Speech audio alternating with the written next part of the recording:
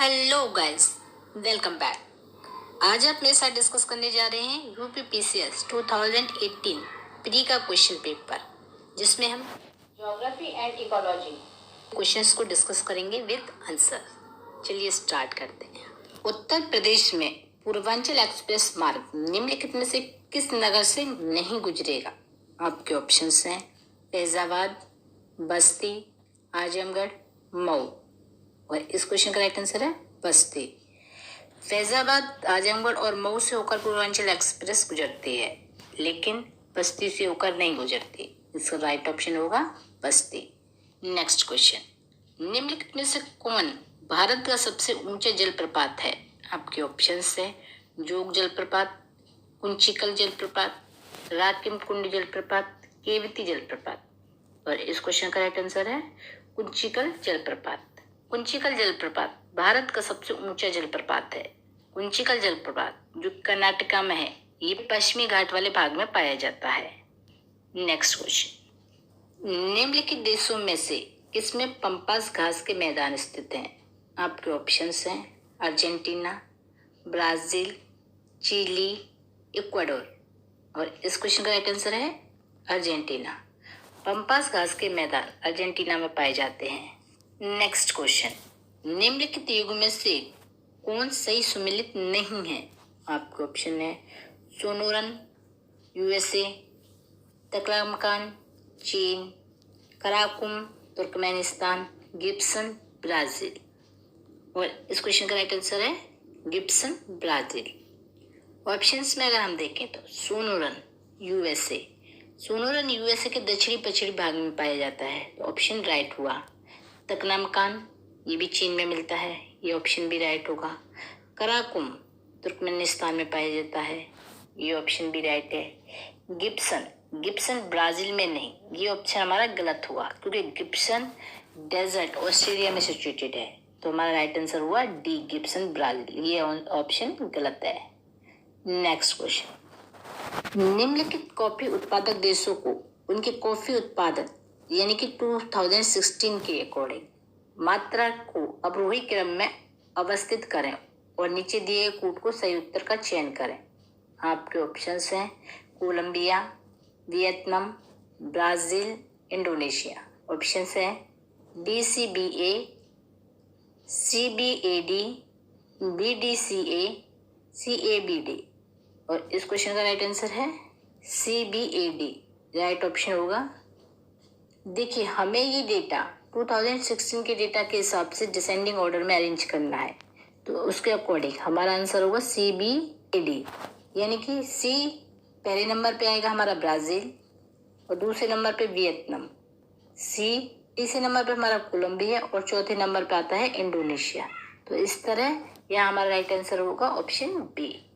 Next question, Suez नहर के बन जाने के पश्चात भारत और यूरोप के मध्य की सामुद्रिक दूरी में कितनी कमी आई? आपके ऑप्शंस हैं 5000 किलोमीटर, 7000 किलोमीटर, 8000 किलोमीटर, 10000 किलोमीटर। और इस क्वेश्चन का राइट आंसर है 7000 किलोमीटर।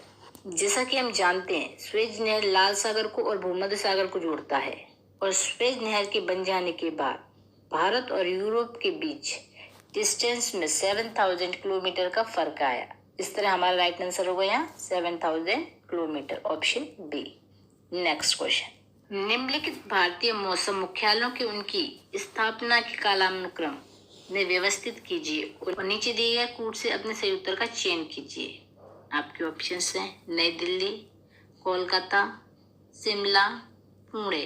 कूट में देखिए CDAB, BADC, DBCA, BCDA। और इस क्वेश्चन का हमारा राइट आंसर होगा ऑप्शन डी, BCDA। जब ब्रिटिशर्स भारत में आए थे आधुनिक यानी कि मॉडर्न हिस्ट्री के टाइम पर, उनका जो सेंटर था वो वेस्ट बंगाल का क्षेत्र था।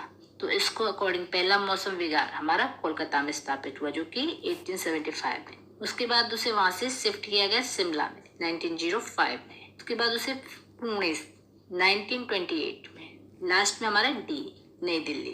तो इस तरह जो मौसम विभाग को क्रोनिकल ऑर्डर है स्टैब्लिश करने का क्रम है कोलकाता फर्स्ट, उसके बाद शिमला, देन पुणे, देन दिल्ली। इस तरह यहाँ हमारा राइट आंसर होगा ऑप्शन डी। नेक्स्ट क्वेश्चन, निम्नलिखित कथनों में कौन सही नहीं है? आपके ऑप्शंस हैं। काली मिट्टी को स्थानीय भाषा में रेगुर कहा जाता है। क्रेब्स के अनुसार रेगुर मिट्टी अनिवार्य रूप से एक परिपक्व मिट्टी होती है। काली मिट्टी में आर्द्रता यानी कि नमी धारण करने की उच्च क्षमता होती है। काली मिट्टी हिमालय क्षेत्र में पाई जाती है। और इस क्वेश्चन का राइट आंसर है काली मिट्टी हिमालय क्षेत्र में पाई जाती है।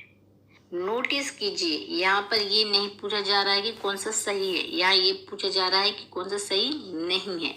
ऑप्शंस में देखें, अगर हम काली मिट्टी को स्थानीय भाषा में रेगुर कहा जाता है, ये हमारा राइट आंसर होगा, क्योंकि काली मिट्टी को रेगुर मिट्टी भी कहा जाता है। नेक्स्ट ऑप्शन अगर हम देखें, क्रेब्स के अनुसार रेगुर मिट्टी अनिवार्य रूप से एक परिपक्व मिट्टी होती है। जी हाँ, क्रेब्स के अकॉर्डिंग ये स्टेटमेंट सही है। नेक्स्ट ऑप्शन देखेंगे, काली मिट्टी में आर्द्रता यानी कि नमी धारण करने की उच्च क्षमता होती है। जी हाँ, बिल्कुल ऐसा होता है। काली मिट्टी में नमी धारण करने की क्षमता बहुत अधिक पाई जाती है। डी ऑप्शन, काली मिट्टी हिमालय क्षेत्र में पाई जाती है, ये ऑप्शन हमारा गलत है, क्योंकि काली मिट्टी दक्कन पठार वाले क्षेत्र रीजन में पाई जाती है। इसे कपास बेल्ट भी कहते हैं, क्योंकि एक कपास की खेती के लिए बहुत उपयुक्त मानी जाती है। तो इस तरह हमारा गलत आंसर होगा यहाँ पे डी। नेक्स्ट क्वेश्चन, मैकमोहन रेखा सीमा बनाती है।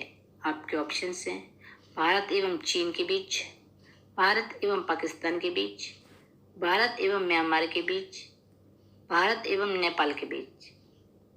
इस क्वेश्चन का राइट आंसर है भारत और चीन के बीच। मैकमोहन लाइन इंडिया और चाइना के बीच बाउंड्री शेयर करती है। क्या हमारा राइट आंसर होगा ऑप्शन ए। भारत और पाकिस्तान के बीच की सीमा रेखा रेड क्लिफ लाइन कहलाती है। नेक्स्ट क्वेश्चन, निम्नलिखित नदियों को किसके मुहाने पर पक्षी के पंजे की आकृति वाला डेल्टा बनता है? आपके ऑप्शंस हैं वांगू, नील, डेन्यू, मिसिसिपी। और इस क्वेश्चन का राइट आंसर है मिसिसिपी। यह डेल्टा की कैटेगरी की बात की जा रही है। डेल्टा की कैटेगरी अगर हम बात करें तो डेल्टा 6 टाइप्स की डेल्टा में पाए जाते हैं। पक्षी के पंजे की आकृति वाला डेल्टा मिसिसिपी के मुहाने पर बनते हैं। इस तरह हमारा राइट आंसर होगा option D, Mississippi. Next question, निम्न में से किसके द्वारा मानव विकास सूचकांक यानी कि ह्यूमन डेवलपमेंट इंडेक्स सर्वप्रथम विकसित किया गया? आपके ऑप्शंस हैं यूएनडीपी द्वारा, आईएमएफ द्वारा, यूनिसेफ द्वारा, अक्टाडा द्वारा। और इस क्वेश्चन का राइट आंसर है यूएनडीपी द्वारा। ह्यूमन डेवलपमेंट इंडेक्स यानी कि मानव विकास सूचकांक सर्वप्रथम यूएनडीपी के द्वारा विकसित किया गया था। अब हम आते हैं अपने अगले क्वेश्चन की ओर। India state of forest report 2017 के अनुसार देश के कुल भौगोलिक क्षेत्रफल का कितना प्रतिशत वनों के अंतर्गत है? आपके ऑप्शंस हैं 20.34, 22.34, 21.54, 23.54। और इस क्वेश्चन का राइट आंसर है 21.54। हमें यहाँ यह ध्यान रखना है कि अंडर फॉरेस्ट कवर, और दूसरा हमें ध्यान रखना है कि under forest plus tree cover, यानी कि 1 प्लस ब्रश। अगर फॉरेस्ट प्लस ट्री कवर पूछा होता तो यह डेटा अलग होता, लेकिन यहाँ पूछा गया है कुल भौगोलिक क्षेत्रफल का कितना प्रतिशत भाग है। तो इसके अंतर्गत हमारा राइट आंसर होगा option C, 21.4। Next question, Bharat में बाघ परियोजना कब शुरू की गई? आपके ऑप्शंस हैं 1968 में, 1972 में, 1984 में, 1993 में। देखिए ये वन लाइनर क्वेश्चन है, इसका सीधा सीधा आंसर हो जाएगा 1972 में शुरू की गई थी। नेक्स्ट क्वेश्चन पे आते हैं, निम्नलिखित में कौन मानव जनित जीवों का एक उदाहरण है? आपके ऑप्शंस हैं जलतंत्र, घास का मैदान, वर्षावन, फसली भूमि। और इस क्वेश्चन का राइट आंसर है फसली भूमि यानी कि क्रॉपलैंड। देखिए पहले हमें यहाँ ये समझना होगा कि एंथ्रोपोजेनिक बायोम्स क्या होते हैं। एंथ्रोपोजेनिक बायोम्स वो क्षेत्र होता है जहाँ पर मानव अंतरक्रिया स्तर सबसे अधिक पाया जाता है, जहाँ मानवीय बसावट और जनसंख्या का केंद्र सघन यानी कि अधिक होता है। उस रीजन को हम एंथ्रोपोजेनिक बायोम्स कहते हैं। ऑप्शंस में अगर हम देखें तो जलतंत्र एंथ्रोपोजेनिक बायोम्स नहीं है, ये बायोम्स होता है। सेकंड ऑप्शन घास के मैदान यानी कि ग्रास लैंड, ये भी एंथ्रोपोजेनिक बायोम नहीं होता, ये भी एक बायोम होते हैं। वर्षावन, वर्षावन भी घास के मैदान और जल तंत्र की तरह बायोम्स होते हैं, ये भी एंथ्रोपोजेनिक बायोम नहीं होता। तो हमारे यहाँ राइट आंसर होगा आंसर डी, फसली भूमि। फसली भूमि ये एंथ्रोपोजेनिक बायोम्स हैं, ये बायोम्स नहीं है। नेक्स्ट क्वेश्चन, निम्नलिखित में से कौन सा जानवर बिना पानी पिए सबसे लंबी अवधि तक रह सकता है? आपके ऑप्शंस हैं जिराफ, ऊंट, कंगारू, कंगारू चूहा। और इस क्वेश्चन का राइट आंसर है कंगारू चूहा। ऊंट काफी लंबे समय तक बिना पानी रह सकता है और ऊंट से भी ज्यादा लंबे समय तक जिराफ बिना पानी के रह सकता है, और इन सबसे लंबे टाइम तक जो बिना पानी के रह सकता है वो है कंगारू चूहा। तो इस तरह हमारे यहाँ राइट आंसर होगा ऑप्शन डी, कंगारू चूहा। नेक्स्ट क्वेश्चन, भारत का प्रथम national centre for marine biodiversity किस शहर में स्थित है? आपके ऑप्शंस हैं भावनगर में, जामनगर में, मुंबई, पौंडुचेरी में। और इस क्वेश्चन का राइट आंसर है जामनगर में। भारत का प्रथम national centre for marine biodiversity Jamnagar में स्थित है।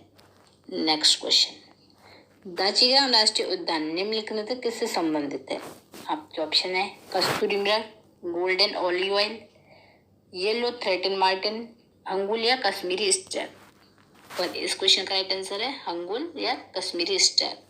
दाचीग्राम राष्ट्रीय उद्यान में हंगुल या कश्मीरी स्टेप पाए जाते हैं, इसलिए दाचीग्राम राष्ट्रीय उद्यान हंगुल या कश्मीरी स्टेप के लिए जाना जाता है।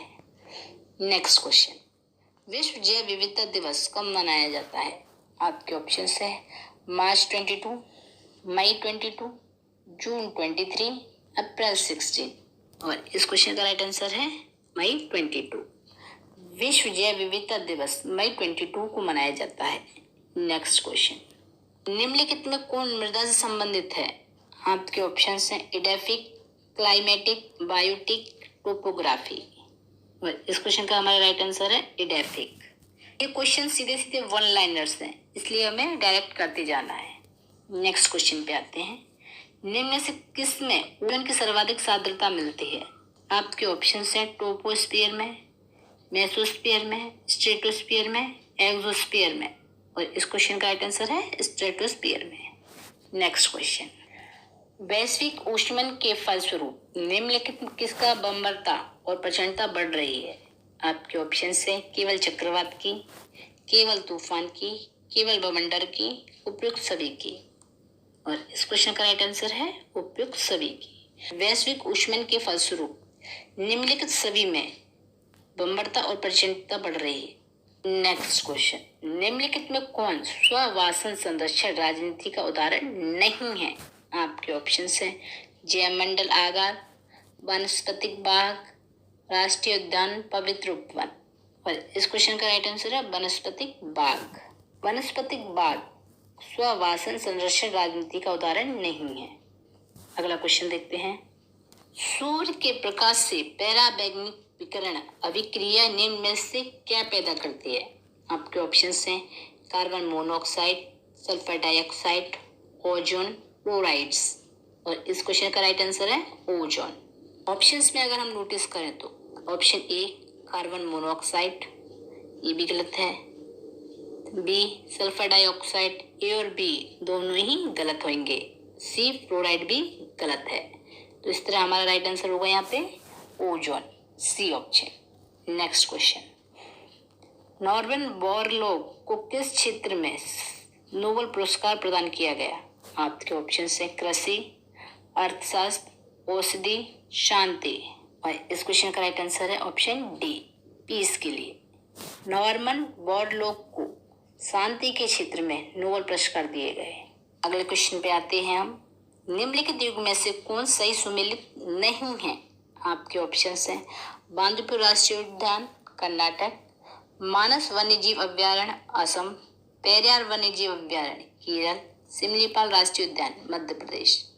और इस क्वेश्चन का राइट आंसर है सिमलीपाल राष्ट्रीय उद्यान मध्य प्रदेश। ऑप्शंस में अगर हम देखें तो बांदीपुर राष्ट्रीय उद्यान कर्नाटक में है, ये ऑप्शन हमारा राइट होगा। मानस वन्यजीव अभ्यारण्य ये असम में है, ये भी ऑप्शन हमारा राइट होगा। पेरियार वन्यजीव अभ्यारण्य, ये भी केरल में है, ये ऑप्शन भी हमारा राइट होगा। सिमलीपाल राष्ट्रीय उद्यान, मध्य प्रदेश, ये हमारा ऑप्शन गलत है क्योंकि सिमलीपाल राष्ट्रीय उद्यान मध्य प्रदेश में नहीं, उड़ीसा में है। निम्नलिखित में किसे जे.बी. नार्गीकर के अनुसार अभी तक विज्ञान नहीं माना जाता है? आपके ऑप्शन है ज्योतिष, खगोलिक, ब्रह्मांडिकी, नैनो प्रौद्योगिकी, और इस क्वेश्चन का राइट आंसर है ज्योतिष। जे.बी. नार्गीकर के अनुसार अभी तक ज्योतिष को विज्ञान नहीं माना जाता है। नेक्स्ट क्वेश्चन, मीथेन निम्न में से किससे निकलती है या उत्सर्जित होती है? आपके ऑप्शंस हैं केवल धान के खेतों से, केवल दीमक के बाम्बी से, ए और बी दोनों से, उपयुक्त में से किसी से नहीं। और इस क्वेश्चन का राइट आंसर है ए और बी दोनों से। यहाँ पर ऑप्शन ए और बी दोनों ही सही होंगे क्योंकि मीथेन धान से भी उत्सर्जित होती है और दीमक की बाम्बी से भी। तो राइट आंसर हुआ ए और बी दोनों। नेक्स्ट क्वेश्चन, जुलाई 2018 में निम्न में से किसके द्वारा सफल वायु गुणवत्ता एवं मौसम पुनर्निर्माण प्रणाली का उद्घाटन किया गया? आपके ऑप्शंस हैं रविशंकर प्रसाद, पीयूष गोयल, डॉक्टर हर्षवर्धन, उपयुक्त में से कोई नहीं। इस क्वेश्चन का राइट आंसर है डॉक्टर हर्षवर्धन। जुलाई 2018 में सफल वायु गुणवत्ता एवं मौसम पुनर्निर्माण प्रणाली का उद्घाटन डॉक्टर हर्षवर्धन के द्वारा किया गया। नेक्स्ट क्वेश्चन, भारत के निम्नलिखित राज्यों में से किसकी तट रेखा सबसे लंबी है? आपके ऑप्शंस हैं महाराष्ट्र, आंध्र प्रदेश, केरल, गुजरात। और हमारे इस क्वेश्चन का सही उत्तर है गुजरात। उत्तर प्रदेश की निम्नलिखित नदियों में कौन सी पर्यावरण प्रदूषण के कारण जैविक आपदा घोषित हो गई है? आपके ऑप्शंस हैं यमुना, गोमती, सई, तमसा। और इस क्वेश्चन का राइट आंसर है गोमती। इन्वायरमेंट पॉपुलेशन के कारण बायोलॉजिकल डिजास्टर डिक्लेयर कर दिया गया है। अब आते हैं हम अपने अगले क्वेश्चन की ओर। राजस्थान मरुस्थल अथवा थार मरुस्थल निम्नलिखित में से किसका विस्तार है? आपका ऑप्शंस है प्लियोसीन, एलियोसीन, प्लिस्टोसीन एवं अभिनव जवाब ओलिगोसीन। और इस क्वेश्चन का राइट आंसर है प्लिस्टोसीन एवं अभिनव जवाब। बढ़ते हैं अपने अगले क्वेश्चन की ओर। भारत की निम्नलिखित नदियों में कौन पश्चिमी घाट से नहीं निकलती? आपके ऑप्शन से गोदावरी, ताप्ती, कावेरी, कवाब। और इस क्वेश्चन का राइट आंसर है ताप्ती या तापी। तापी या ताप्ती नदी पश्चिमी घाट से नहीं निकलती बल्कि तापी सतपुड़ा के पूर्वी भाग से निकलती है। बाकी सारी नदियां पश्चिमी घाट से निकलती हैं। नेक्स्ट क्वेश्चन, निम्नलिखित देशों में किसमें प्रति गाय दुग्ध औसत वार्षिक उत्पादन सबसे अधिक है? आपके ऑप्शंस हैं Netherland, Great Britain, Denmark, Bharat. और इस क्वेश्चन का राइट आंसर है डेनमार्क। डेनमार्क में प्रति गाय दूध का औसत वार्षिक उत्पादन सर्वाधिक है। अगले क्वेश्चन पे बढ़ते हैं। भारत के विभिन्न क्षेत्रों में उत्पादित सुल्तान, गुलाबी और काली चंपा प्रमुख फसलों में किसकी किस्में हैं? आपके ऑप्शंस हैं शरीफा, संतरा, अमरूद, अंगूर। और इस क्वेश्चन का राइट आंसर है अमरूद।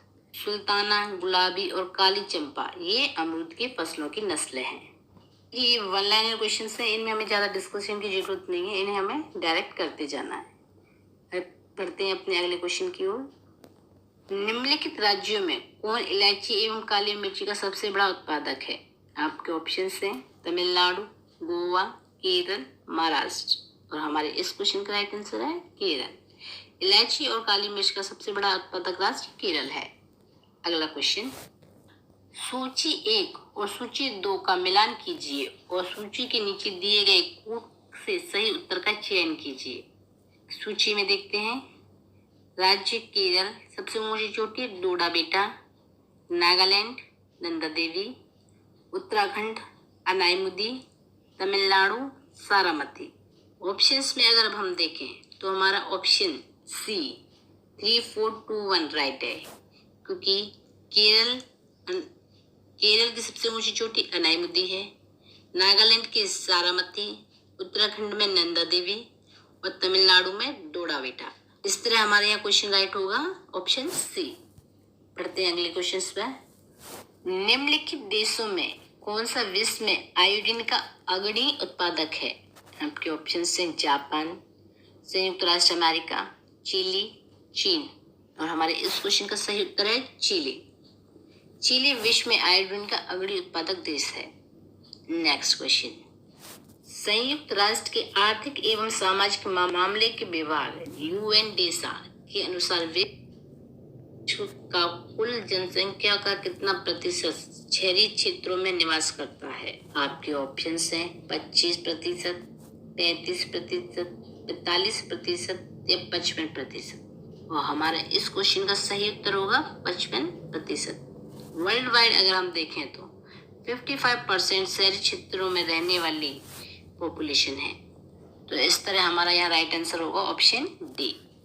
Next question. निम्नलिखित में कौन द्वितीय प्रदूषक है, यानी कि सेकेंडरी पॉल्यूटेंट है? आपके ऑप्शन हैं smoke, carbon dioxide, carbon monoxide, fly ash.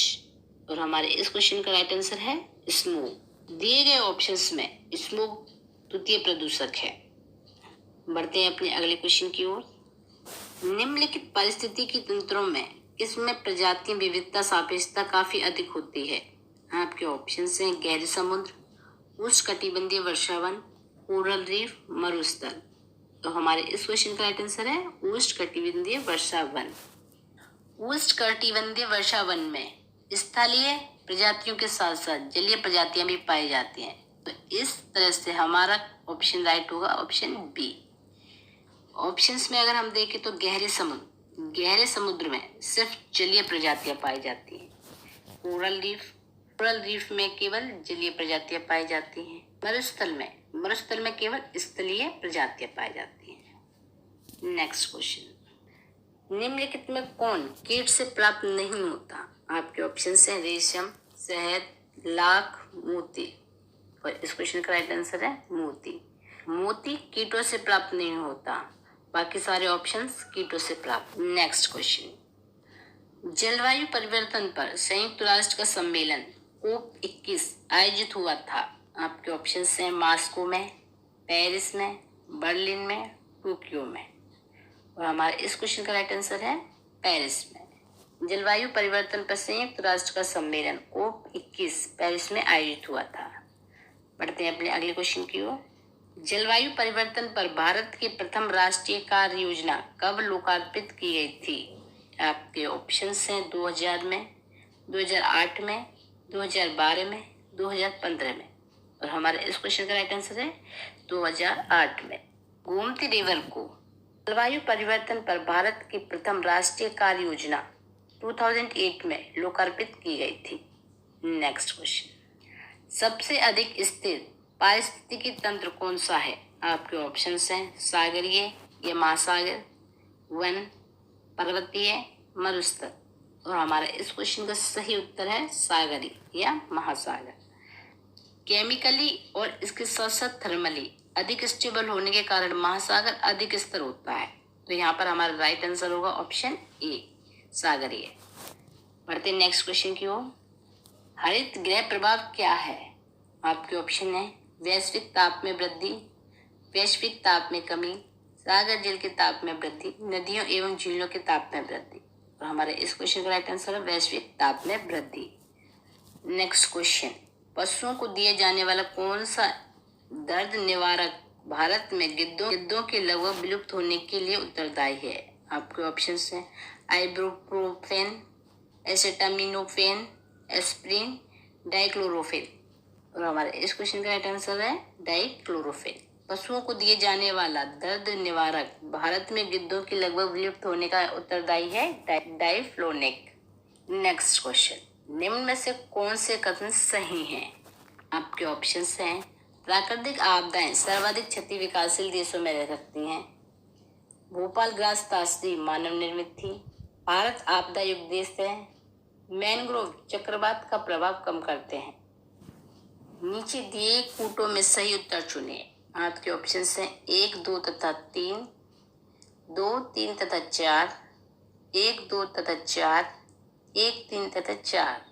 और हमारे इस क्वेश्चन का राइट आंसर है 1, 2 और 4, यानी कि ऑप्शन सी। ऑप्शंस में अगर हम देखें तो प्राकृतिक आपदाएं सर्वाधिक क्षति विकासशील देशों में करते हैं, हमारा ये ऑप्शन राइट होगा। सेकंड ऑप्शन, भोपाल गैस त्रस्ती मानव निर्मित थी। जी हाँ, भोपाल गैस त्रस्ती मानव निर्मित थी, तो इसके अकॉर्डिंग हमारा ये ऑप्शन भी राइट होगा। ऑप्शन 3, भारत आपदा युक्त देश है। नहीं। ऑप्शन 4, मैनग्रोव चक्रवात का प्रभाव कम करते हैं। हाँ जी, मैनग्रोव चक्रवातों का प्रभाव कम करते हैं, तो इसके अकॉर्डिंग हमारा राइट आंसर हुआ ऑप्शन सी। बढ़ते हैं अपने अगले क्वेश्चन पर।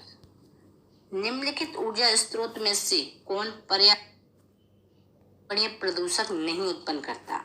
आपके ऑप्शन है नाभिकीय ऊर्जा, सौर ऊर्जा, पेट्रोलियम ऊर्जा, कोयला ऊर्जा, और हमारा इस क्वेश्चन का राइट आंसर है सौर ऊर्जा।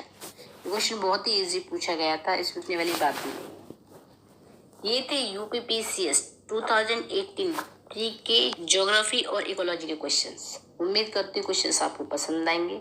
Keep watching. Thank you.